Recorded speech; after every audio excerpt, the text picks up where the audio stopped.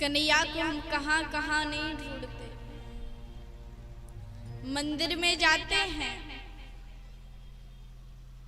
पता है भगवान है वहां पर, लेकिन मन में विचार करते हैं कि साक्षात स्वरूप का दृश्य नहीं देते। घर में ठाकुर जी को रखते हैं, बहुत पूजा करते हैं, लेकिन दर्शन नहीं देते। और अगर प्रेम से बुलाओ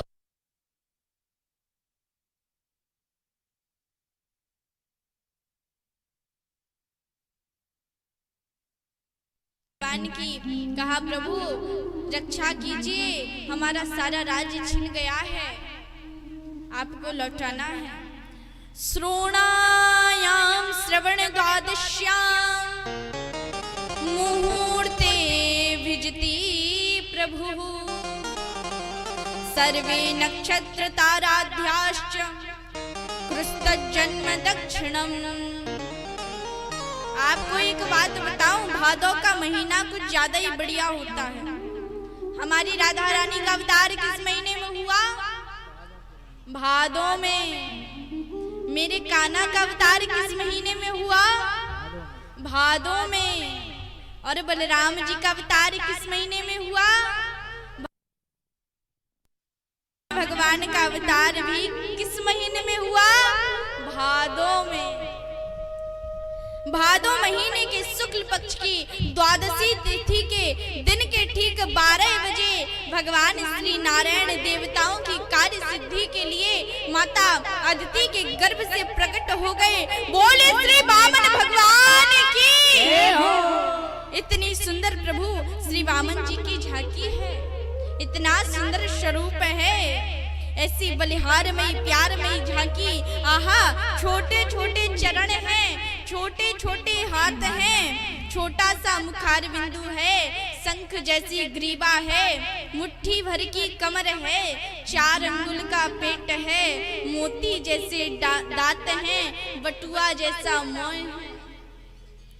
बहुत सुंदर जो बालक होता है ना हमारे ब्रज में, कहते हैं बटुआ जैसे मोह है। माता अदिति ने भगवान को कोपीन पहनाई है।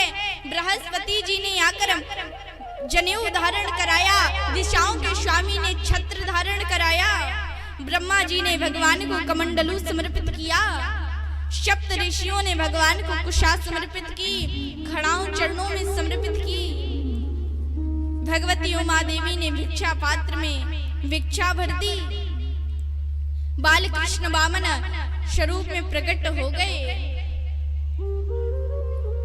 वामन भगवान बृहस्पति जी के पास आए, कहा कि आपको भिक्षा में क्या चाहिए? बृहस्पति जी ने कहा कि अगर देना चाहते हो दक्षिणा में तो मुझे त्रिलोकी को दो। आज वामन भगवान बृहस्पति जी का आशीर्वाद पाकर राजा बलि के यहाँ गए हैं। राजा बलि यज्ञ कर रहे थे, देखा दूर से बड़ी सुंदर झांकी है। शुक्राचार्य जी से कहा भगवान सूर्य देव स्वयं चलकर तो नहीं आ रहे? शुक्राचार्य जी ने कहा नहीं, कोई विद्वान लगता है। जब वामन भगवान आए हैं यज्ञ मंडप में, कहा आप जैसा ब्राह्मण हमारे यज्ञ मंडप में आया है, बहुत बड़ी कृपा की आपने। कहा क्या चाहिए? मेरे पास त्रिलोकी है, जो मांगोगे मैं दूंगा, मेरे यहाँ से कोई भी खाली नहीं जाता, आप जो मांगोगे मैं दूंगा।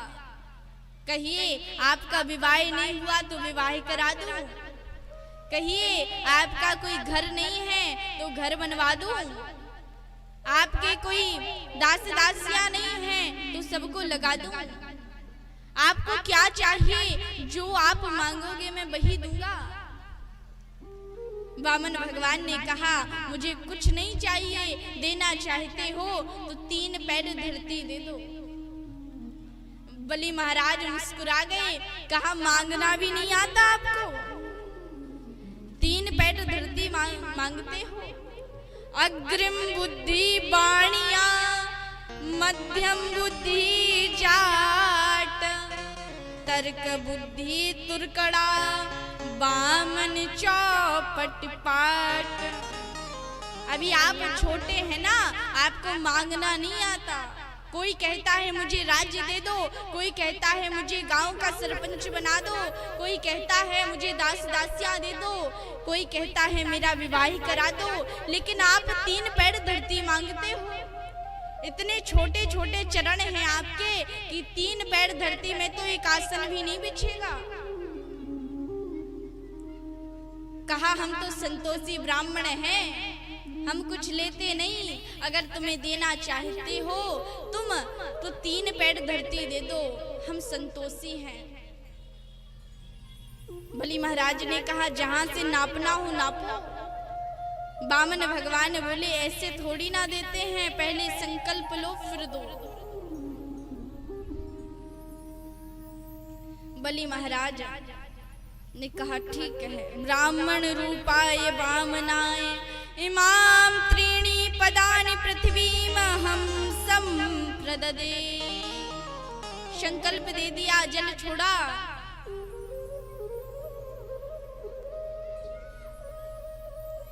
लेकिन फिर कहा कि आपको मांगना नहीं आता, कुछ ज्यादा नहीं मांगा आपने। शुक्राचार्य जी ने समझ लिया कि ये भगवान हैं, भगवान नारायण हैं और मांगने के लिए आए हैं।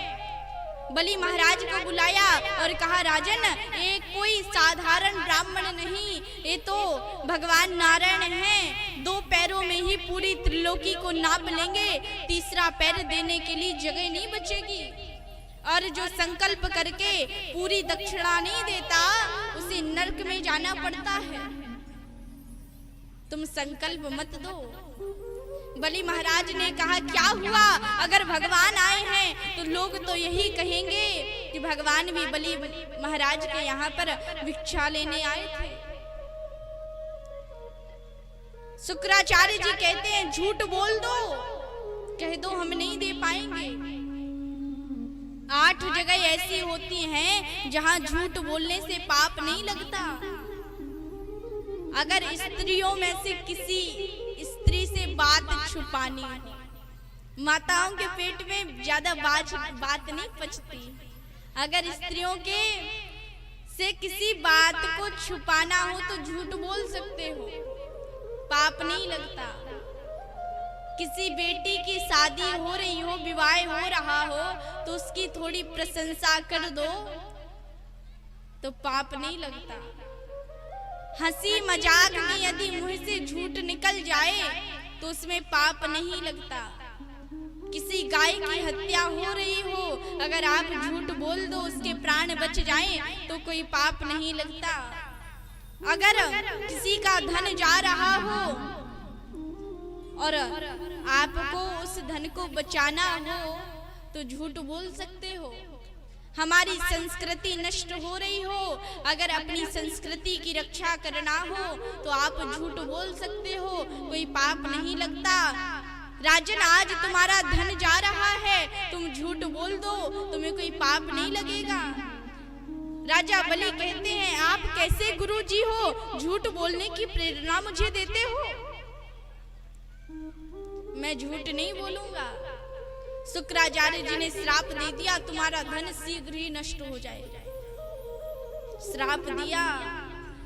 लेकिन राजा बलि उससे भी भयभीत नहीं हुए। भगवान कहते अरे इतनी देर क्यों लगा रहे हो, मुझे संकल्प दो, मैं 3 पैर धरती को नापूं।